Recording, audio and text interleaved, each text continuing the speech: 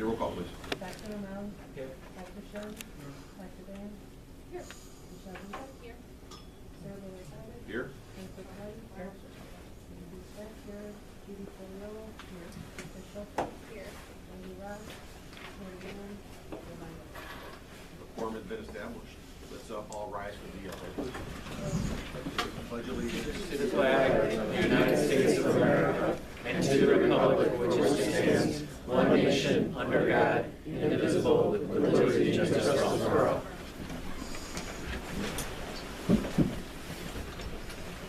The mission of Norridge School District 80 to inspire educational excellence in a nurturing environment. Public participation. Let me grab the list.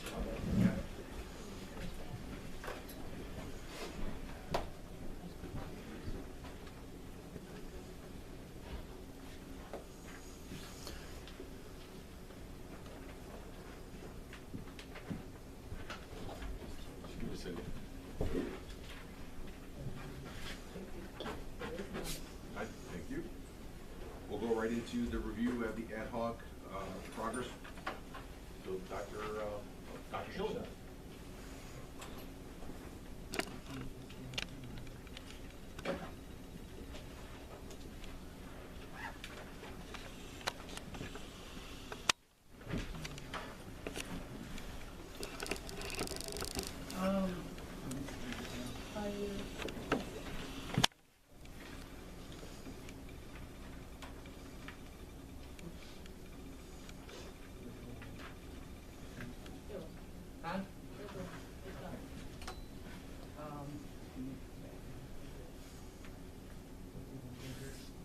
Hopefully you can see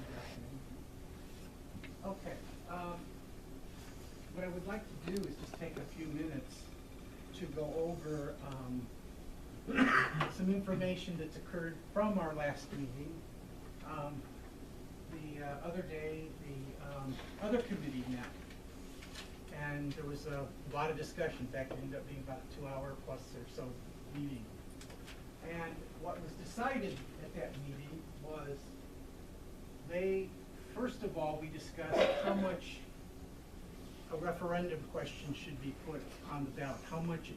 What's the maximum that taxpayers would be willing to support in order to pass a referendum?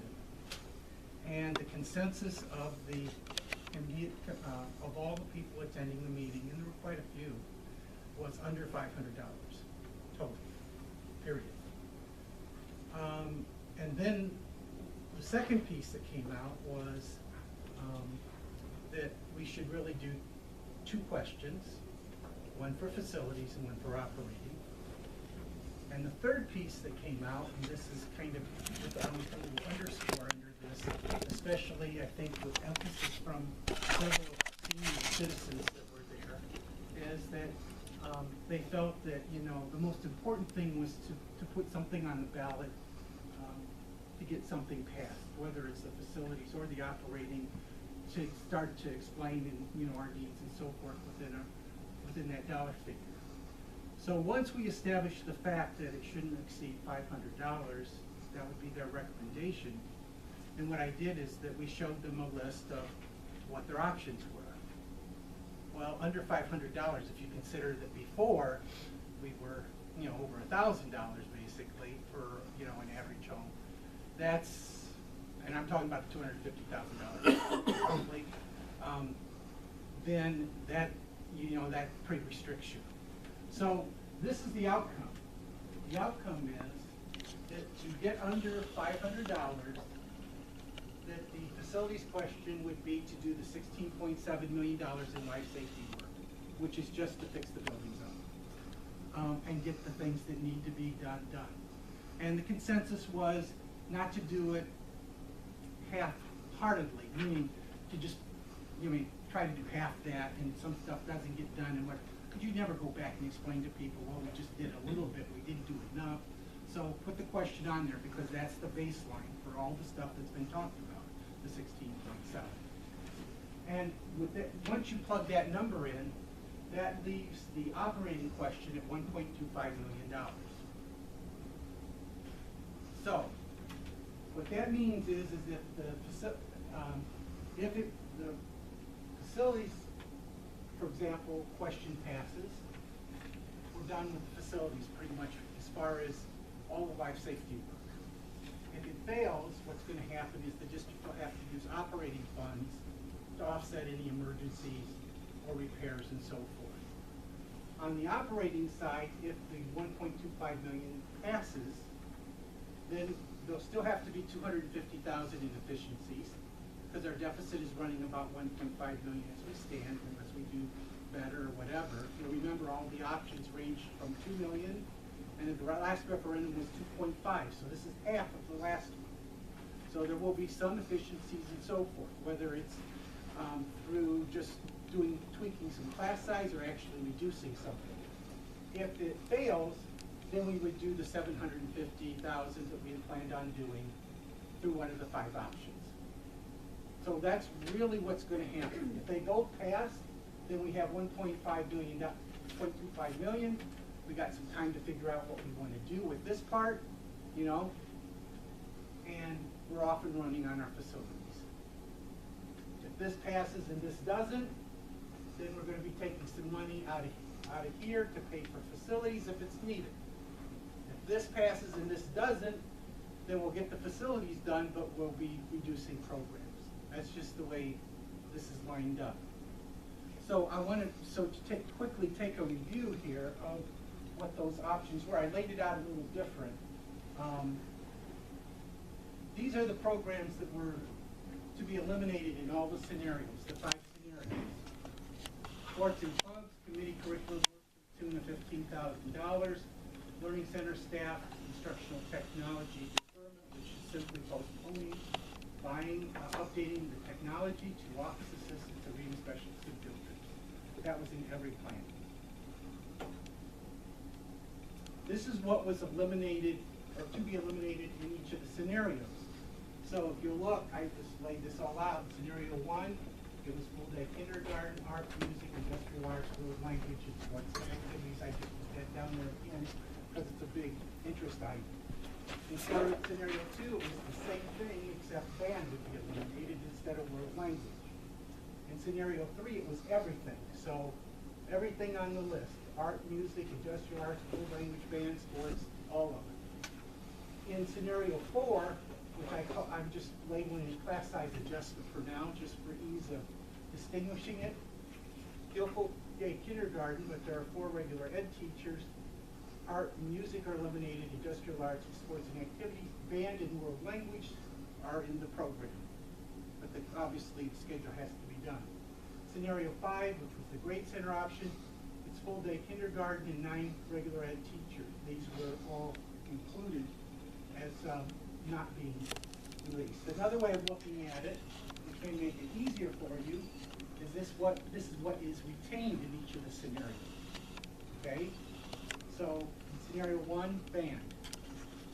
Scenario 2, world language. Scenario 3, nothing.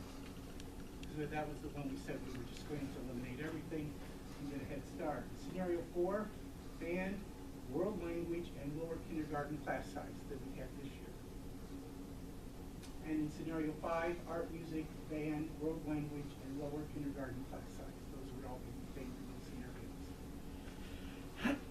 So really, the task for the group is really to pick which one of these scenarios will go into effect should the referendum fail, so that the board is able to go ahead and the administration,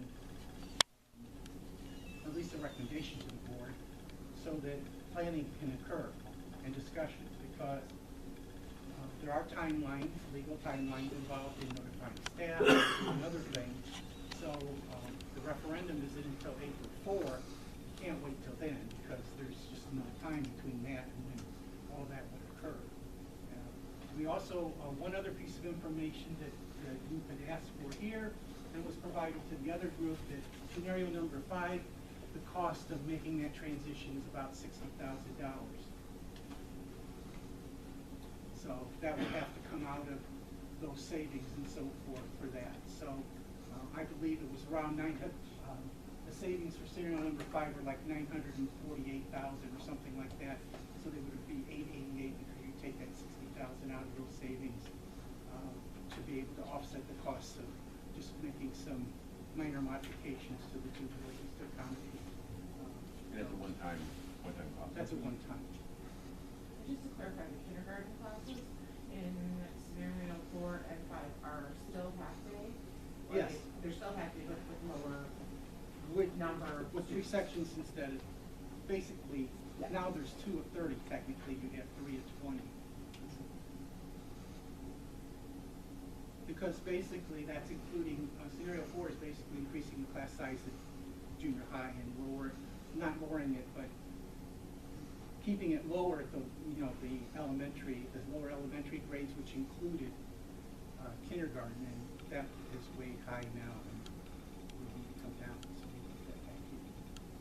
So, in scenario number 5, where you have most of the savings of programs, they will still, so I just understand correctly in a sense. So basically, we have I'm gonna round and say 950 of savings in scenario number 5.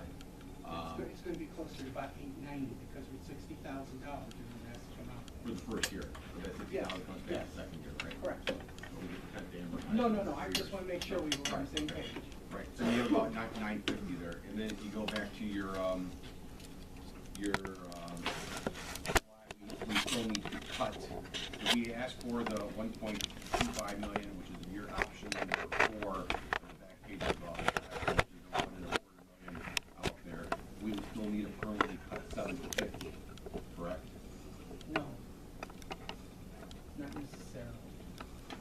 Let me just add 2 more things, I think I just wanted to lay the Okay, so, go ahead. so here's the 750 in a sense, but we have 950 on the other side. So basically, we could take the approximately 200,000 or a portion of that, and if there is any other program in there, perhaps like kindergarten, that we wanted to preserve, in a sense, that's something that we could do above an additional to keep the program intact if we chose to. Okay, I have to say this a different way. Okay. I think what you're asking is that if the referendum passes, are there any scenarios up here that allow you to keep to put kindergarten or do whatever you want to do without impacting the rest of the programs, correct? Right. And the only 2 that would do that would be 4 and 5. Because 4 has a built-in almost $250,000 savings, and 5 is more than that because of the higher class sizes at the junior high. If that's what you're willing to live with that, then there's your 250 right there. And 5, it's like 540 off the bat without really reducing any program. Remember, industrial arts I didn't consider at this point because if it goes in here, then it's plus another whatever it takes to to build out that in that scenario, and retain that staff. So, but the 950.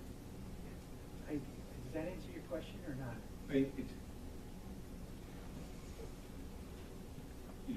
What I would like to see in a sense is, which scenario saves the most programs out there for the children and to still accomplish what we're looking to accomplish, to be the most efficient way out there. And so, it looks like number 5 gives us the most programs that we save, but we still have an extra cushion of $100,000 to $200,000, give or take, that we have that we wanted to add back, perhaps kindergarten, that we have that flexibility. In option number 4, we don't really have that flexibility. Okay. Is what I'm trying to say, or you can rephrase it now. I understand what you're asking. So, the bottom line is,